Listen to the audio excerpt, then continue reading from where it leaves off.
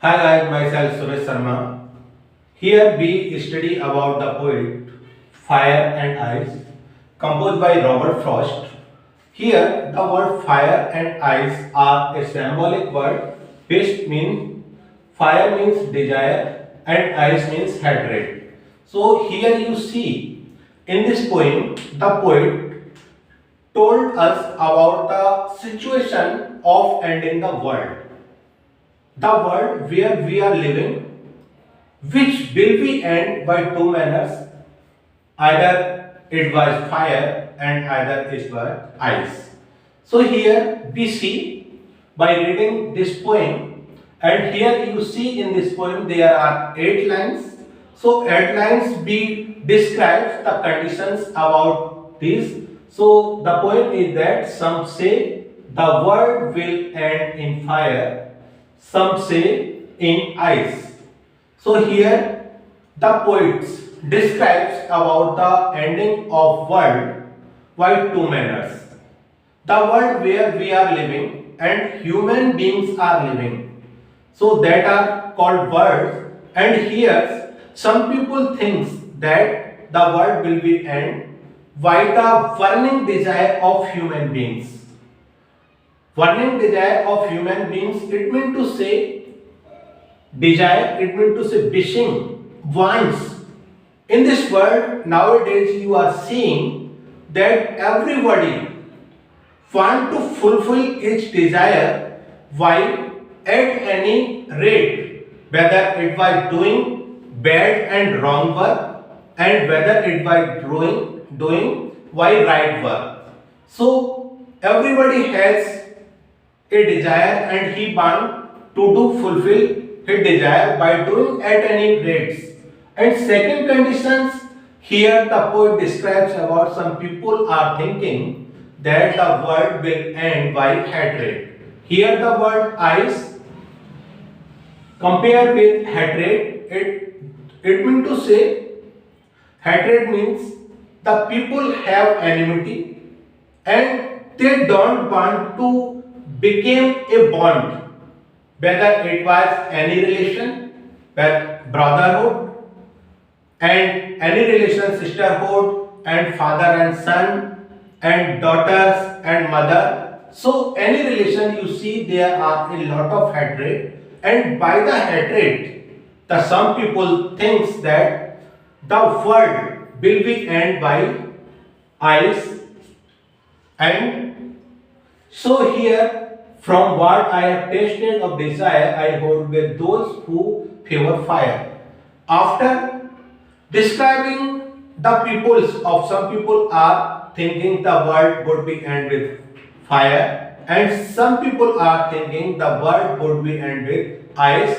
After that the poet decides on thinking that the world would be end with the fire.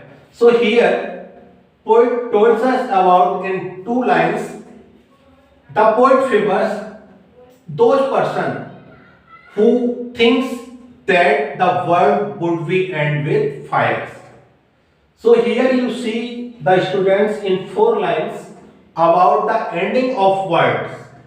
What kinds of bird, what manners of bird would be destruction and ruin. And after that you see student, but if it is had to perish twice, I think I know enough of hate. So after thinking of favorable condition of poet Robert Frost, the poet also thought that if he get a chance of being distracting and being died, so he had the second chance he chose to die while ice. So what if I had to perish while I think I know of it. So here you seem to say that for destruction I it is also great and would suffice. So in the other 5 lines you see the poet describes about if he got a second chance of life and want to die. So second favorable condition of the poet should be through the hatred the world would be ruined. So this is the explanation of this poem, Fire and Ice. And after that you see students some keywords and literary device. So let me see here. Keywords, desire, and I have told you about want and wishing. And suffix, be sufficient, and ice it means to say hydrate. And now we talk about literary device. So students, you see literary device, rhyme scheme of the poem should be A B A B C, and B C B. Let me see how. So here you see fire. Fire it means to say A, and it means to say ice. B can take B, and desire also have same pronunciation, so it remain A, and also fire it remain also A, and after that you see ice twice it means to say B, and you see that is head, and we take this C, and after that ice, and this match with B, and after that great, this means C, and after that suffix it means to say B. So by this you can take the rhyme scheme of the poem, that means A, B and A. So which is I have already taken, and after that you see here, so A, B and C. ABC already, and after that you see that is B, C and B. So this is B, C, B. So this is the rhyming scheme of the 9 lines of the poem. So after that this is the first literacy device, and second you see anaphora. You know about anaphora. Anaphora means the repetition of word in the beginning of 2 lines. The repetition of word in the beginning of 2 lines.